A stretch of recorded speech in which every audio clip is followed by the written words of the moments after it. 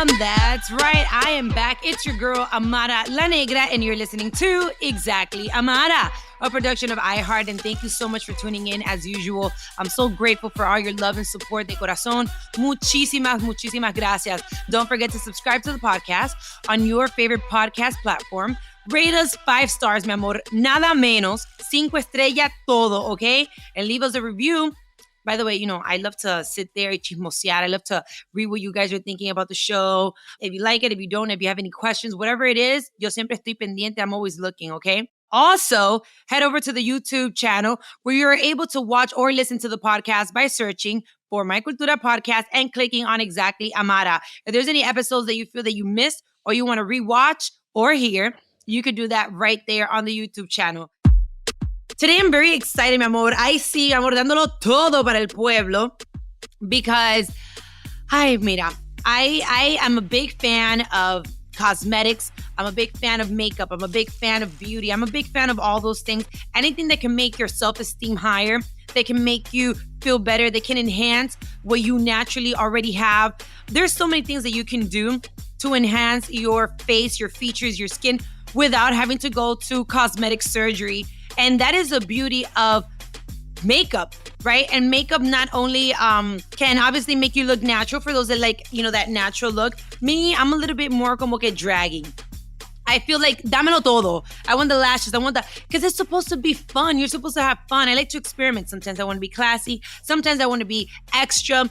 Sometimes I want to be voguey. There's always new trends when it comes to makeup, even though that I feel that at this point, we've already tried it all. But funny enough, there's always new things to try when it comes to that. Anyways, long story short, me encanta that we're always inviting the Latinx community to come in and show them love because we're one big community, all different, but all the same at the same time. He's an amazing makeup artist. Y déjame decirte una cosa, mi amor. Mira, he's worked with artists like Drake, Kanye West. Mi amor, o sea, everybody su madre. The Kardashians, Mariah Carey, la mamá de los pollitos, the one and only Mrs. Beyoncé. Y ya tú sabes, he has worked with the best of the best. And obviously, in order to work in that, like that level is not only just about the way that you work as far as your art is concerned, it's also about your discipline, your professionalism, todo lo demás.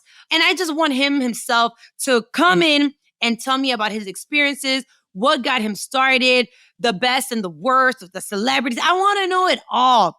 Anyways, con nosotros hoy tenemos a Rokael. How are you, my Hola, love? amor. How did you get here or how are your beginnings? Cuéntamelo todo. Okay, pues mira.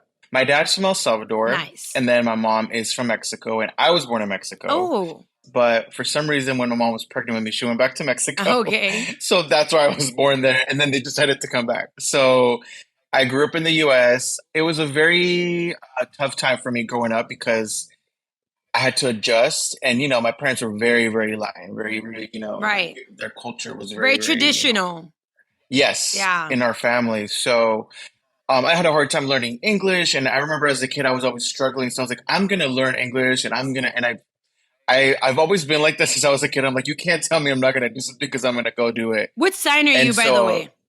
Libra. No, yeah. What day? October 7th. October 4th, Libra gang, gang, gang. Oh my God, yes. No wonder we vibe so good. Viste, peace and love to the universe. Yeah. We're very artistic by nature. I love that. But I understand coming from a very, you know, traditional household. And I love that you hit that point when it comes to even our language. At home, you only spoke Spanish, I'm guessing. Yes. How was it? Growing up, it was interesting because, you know, my dad obviously spoke a lot of, you know, from like the dialect from El Salvador, and then my mom with her from Mexico. So it was a little confusing. So even now when I, you know, speak Spanish, I get a little bit like tongue-tied sometimes. Okay.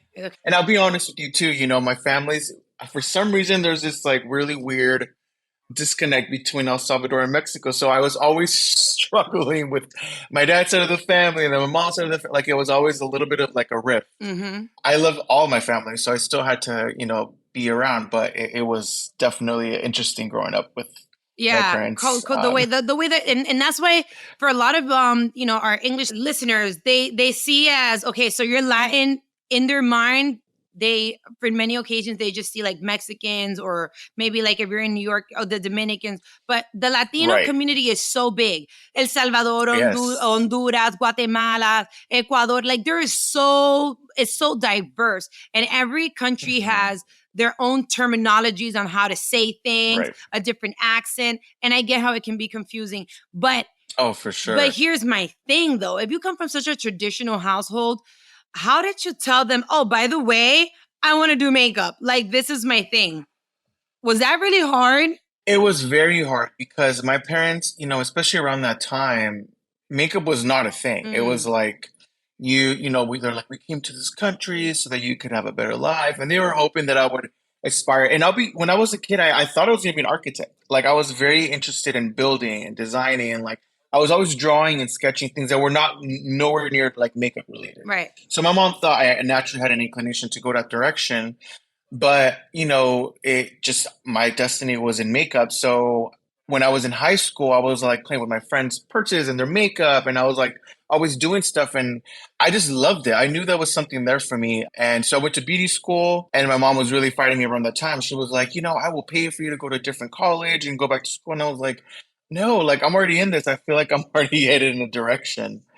But, now it's like, I always knew I was going to go somewhere. I just didn't know what. Right. Like, I felt I don't mean to sound like crazy, but deep down inside, I knew I had a purpose. It was more purposeful rather than like ambition or like successful. I was like, I just have to, and my calling is there. So Amen. I've always said that some people are born knowing what their purpose is in life, and others have to go through different experiences in life to kind of find their path. And that's okay too. Yeah. But some of us just naturally know from an early age, like, I don't know, yo nací como con algo. I don't know what it is, pero it's in there, right? So I love that you were able to find that. And even being an architect or whatever, there's still art in that. Yeah. So art was definitely there in your veins from a very early age. Was it hard, or rather better, I want to know for those that may be struggling and not know how did you decide to tell your father, your mother, yo quiero ser maquillista? O sea, I want to do makeup. Like,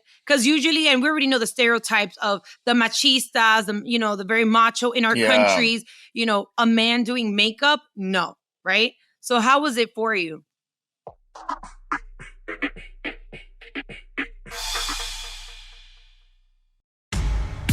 For me, honestly, I never got to tell my dad. My dad, he kind of found out about my direction in life when I came out. Okay. And then how was that? It was not good. But my dad, eventually we came together and we made a peace. Right. But he wasn't really happy with a lot of stuff. But I'll tell you, maybe 3 years before my dad passed away, I went to El Salvador, and I had never been to El Salvador. And at that time, I had already worked with Gloria Trevi. And my family found out in El Salvador. And when I got there, they were like, oh my God, you should be so proud of your son. He's doing the thing, and blah, blah, blah. And I think that kind of gave my dad like a little bit of, I guess, peace and saying, you know what? Okay, it wasn't the choice that I wanted for him, but he's doing something with it, and my family is part of him. So it helped. Right. But I think for a while, he was very disappointed that I went in that route. But my mom was after, I finished beauty school, she was supportive, and, she was my mom. So she was my best friend. So she couldn't help but to, just let me go with my flow. But, it took some time for sure with both of them. Right. I also saw something that I thought was very inspirational, because been there, done that. For those that are just new to exactly Amara, I've spoken about it in the past. At one point in life, I was in the peak of my career. I trusted the wrong person. Financially, he used to, administrate all my money. I was also romantically involved with this person. So when things didn't turn out to be good, he kicked out my mom, kicked me out, and I ended up being homeless and living in my car for like 3 months. And it may not seem like a long time, but for a woman, a very bodied woman as well, to be living in your car, bathing in the bathrooms of the Walmart and McDonald's. And it was very difficult. I didn't know how to ask for help because I was embarrassed, and just things were hard, right? So I understand what it feels like to be homeless. And a lot of times people may be like, but you're talented, but you're pretty. You can find yourself a man. You could have done this. You could have done that. Da, da, da, da. Sometimes it's not like that. So can you talk about, because I heard that at one point you were homeless as well. How was that experience for you? Yeah, that's what I was saying earlier is that I always knew I had to do something and I was like, I have to do it. So I remember at the time, because I lived in San Bernardino and San Bernardino's about an hour and some change from LA. Hmm. But if there's traffic, it could be a 3 hour drive. I So I was like, you heard. know what, let me just sleep there in my car. So, because I was getting jobs, but it wasn't enough. Even a hotel sometimes, because, it was getting expensive in LA. So for me, I was like, the best bet is just for me to live in a car until I can really get my feet grounded in the city and really build a clientele of where I can afford to. But I also knew it, and I went through some really crazy experiences when I was living in a car, like, but I knew at the same time that that was part of the process because I'm very spiritual, but I'm like, I'm trusting in you that this is something that you're allowing to happen, and yeah, to me, I was almost like, I felt like I knew I was paying my dues. I knew I was meant to you know, sacrifice some things in order to be where I wanted to be. Because if I didn't do it, my family was never, I felt like my family was always going to be like a little, treading very carefully and making sure that we're always have some type of comfort zone. And I was like, in order for me to get there, I know I have to completely like leave my line. Like Right. I'm leaving almost my past behind. And I felt that. And I was right because now I'm like, yeah, Yeah. had I not done that, I probably would have been stuck at a makeup counter, Right. or somewhere in San Bernardino, and I would have never taken the And you chance, know what? I'm glad that you're talking about that because in many occasions, a lot of people want to, like, I have a dream. I want to do this. I want to do that. But you're not willing to sacrifice. You're not willing to Hmm. risk. And the only way you Hmm. can really achieve your goals and dreams, there is Hmm. some part of your life that you're going to have to sacrifice, whether it's time with your Hmm. family, going out, Yep. money, eating out, whatever it is. People who have succeeded in life had to sacrifice something. And sometimes Hmm. when you believe so much in yourself, when you believe in your vision, when you believe in yourself, when you see that in your mind that nobody else can see, you're willing to sacrifice every single bit of your being for that vision that you have inside. And that is so important that you Absolutely. talked about it because now, mi amor, you have reached the top of the top of the top. So obviously, my platform, I always like to encourage and motivate the Latino community. How do you think that being Latin has played a part in the makeup industry in your career? Has it been beneficial for your career, or did you find any like roadblocks in the way? I will say in the beginning, it was very tough. There was not a lot of Latinos. In fact, actually don't even think there was Latinos like that in the rooms and in the places where I was trying to go. Hmm. At the, especially like this is pre like Instagram era. You had to have a portfolio, you had to have an agent, and I would go to the agencies, and even though clients and people around me were like, "You're so good, you're gonna do this, you're gonna do that one day," I was like, "Well, how come nobody's responding to me?" I'm like, "Am I not dressing right? Like, what is the reason?" Hmm. Thank God I stuck it out, and then when the Instagram era came around, then I really feel like that's what kind of gave me the opportunity to showcase what I was doing. But I feel like now it's not so much maybe that it helps. I just think people are more open to allowing other cultures and other, people in their space and because they realize it's very beneficial because you're like, this has something to bring to the table that not everybody or the norm of what you were used to seeing.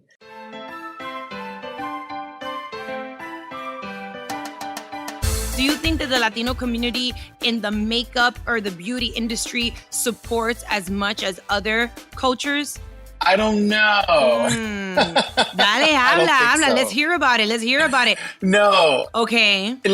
I'll tell you what it is. I think for a while, and I'm praying, and I feel like maybe people are starting to realize that, especially in the beginning of this era of the makeup, like Instagram influencer era, people were very competitive. So it was like, who's going to be the top Latino influencer? Because they allow only so many opportunities to so many people, or brands only approach so many people. So I realized it was a competition, but I wasn't trying to be in competition with anybody but myself. Right. And also, I'm trying to be a professional artist. I wasn't trying to compete with anyone because I know that in order to do something, you have to be fully focused on it. Right. Either you're an influencer and that is your life, or you're a makeup artist and that is your life, because it's a lot of time and effort that goes into it.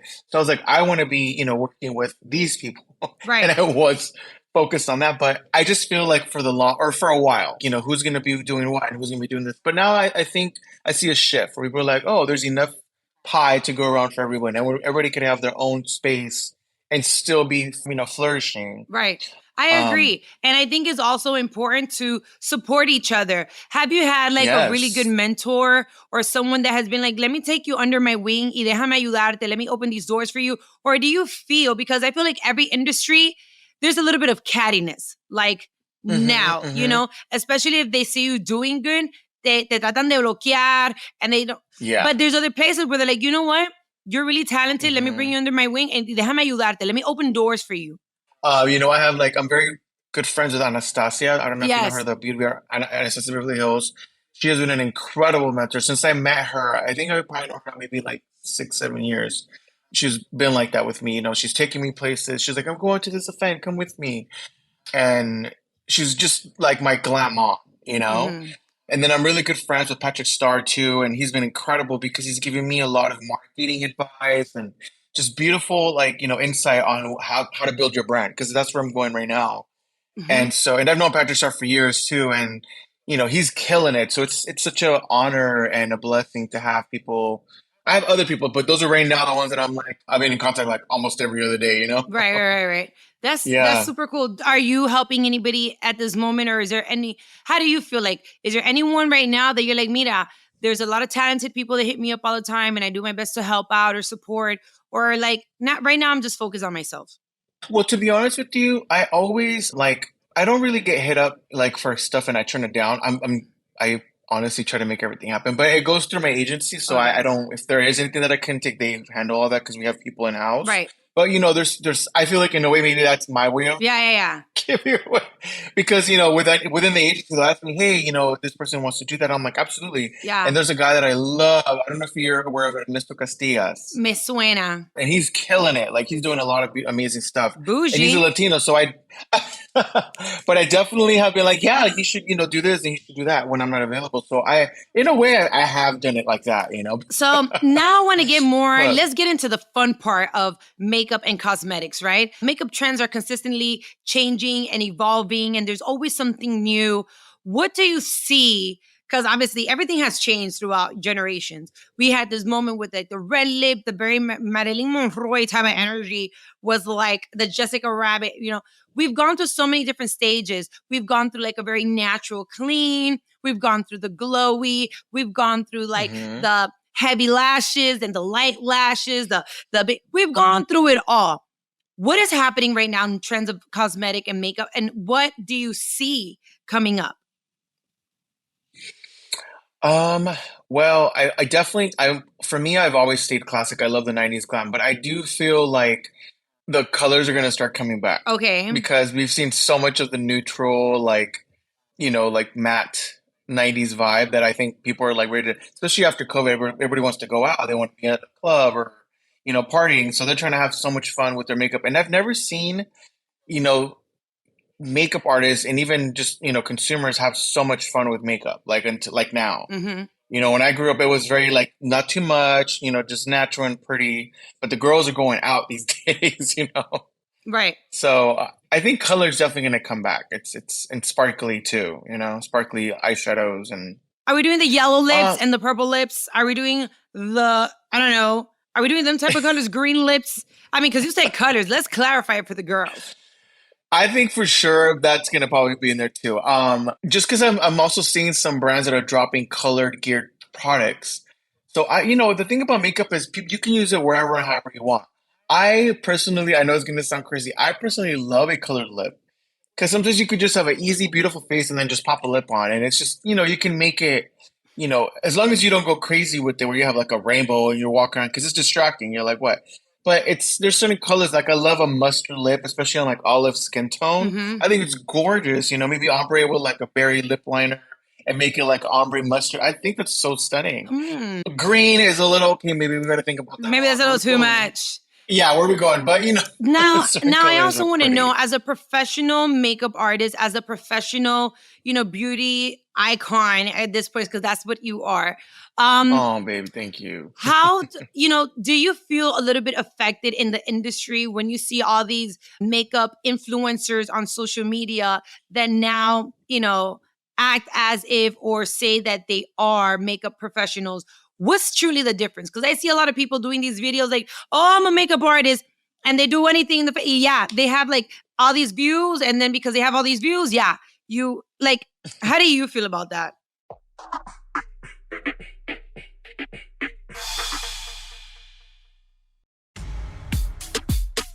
You know, when I first started, I guess with Instagram, let's say, I was a little like, I always had a question mark because I'm like, well, what do you, because and if I'm honest, I would see them do their makeup and they would do an incredible job. But then sometimes they would do professionals and I'm like, that doesn't look like them. Or they made them they gave them their face and put it on them. Right. And the thing about being a professional makeup artist is you have to learn how to be able to be like very moldable, and you have to adapt to different branding for, different, like, for example, like let's say one celebrity has a specific look they're known for. You have to be able to do them and still look like themselves, And so for me, I don't know. I think if you can do different people and make them look like themselves and make them look like their best selves, absolutely. But if you're just stamping your face on everybody and you could tell, I don't know. Now I know el chisme just a little bit, not too much, right? But like when you see these big celebrities that come out, we're not mentioning any names, to each his own, right? But when you see these big celebrities that come out with these cosmetic lines, do you feel that their brands have become bigger because of the quality of their makeup or more because of the name? I think definitely the name. The name. For sure. Right? For sure, because you're buying into wanting to look like that person, and sometimes people will compromise like the quality because they're like, oh, I'm wearing this person, and they truly do sometimes because makeup is a very emotional, like it's something that when you put on, it makes you feel a certain kind of way, especially if you like the way you look back in the mirror. So sometimes quality, you're like, and even me, like I get all kinds of brands, send me stuff, or I buy stuff from different people just to check out what they're putting out. No way. Yeah. Sometimes I'm like, hey, I want to check out this person's product and see what it is, and I don't like not everybody sends me stuff. So right. Sometimes I have to, try other stuff. But as soon as I'm like, yeah, this could have been done so much better, or, this was missing that. But, like you said, it's because... Let me tell you, I just launched my cosmetic line, Eternal Beauty by Amara. I definitely want to send you stuff. Yes, you have to. And I want the reviews because that's how you get better. I don't mind un poquito de crítica because that's how you evolve and that's how you get better. Same, it would be such an honor. And I know that you're also working on your cosmetic line, right? Yes. I've been working on it for almost like 6 years. Yeah, in the process, we launched lashes. So those came out like 3 years ago. Actually, a couple of days ago was our 3-year anniversary.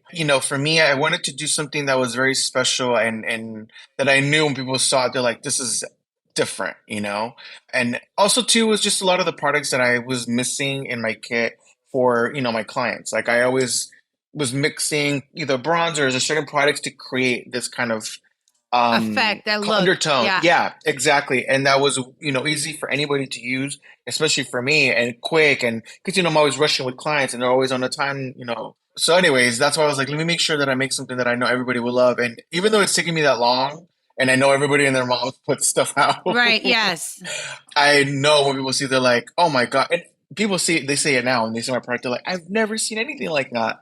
So it's exciting because, even though I know it took a long time and you think you missed the mark so many times, you're like, wait, I should have launched it 2 years ago. I'm like, oh, I'm still, if you stay focused on what you're supposed to do, it always works out. Yeah, it doesn't really matter. I started the idea of creating my own cosmetic line during COVID.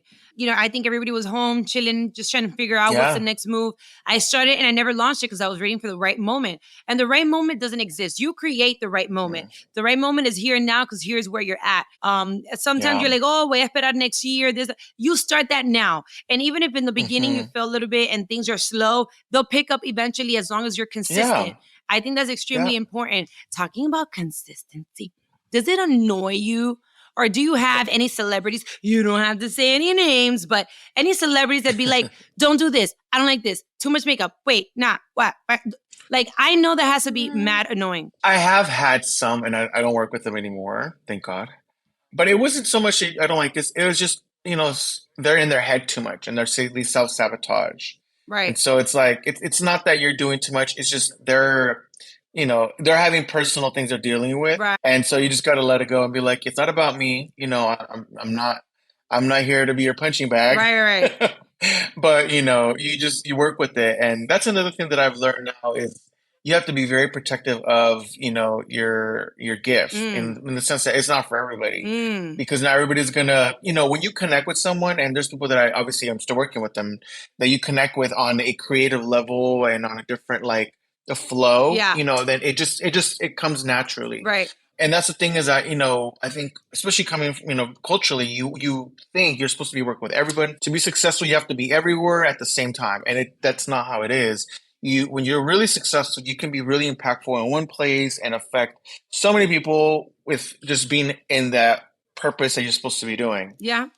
So yeah, I agree. I feel like because of social media, we see so much, we think like, oh, and even though I do a lot of people, but I feel like I'm most impactful where God puts me. Right. And that's where I want to be. Amen to that. Otherwise, I'm wearing myself out. Amen to that. And also protecting, like, I love that you said that, protecting, your art, protecting your peace, protecting your space, because your aura, all that good stuff, because especially those that are artistic, that, you are driven by muse, you're driven by how you feel, how you're in tune with yourself. You can also allow other people's stress and attitudes and personalities and drama to affect you, because that will affect everything you've worked so hard for. So I love the fact that you mentioned that, protecting your space, your peace, your art, your gifts. I hate that we're ending the podcast, but I love that you ended it in that way, because more than ever now I realize I was one of those girls that I wanted to be everywhere and doing everything like I am right now.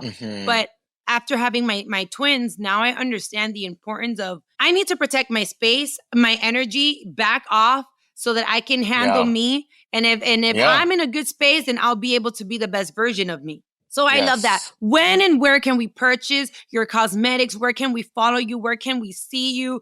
Do you do any classes? Todo. I want to know everything. Yes, when I get back from a tour, I'm going to definitely focus on doing some classes. But the makeup line will be out in October. You can purchase our lashes right now at rokaelbeauty.com.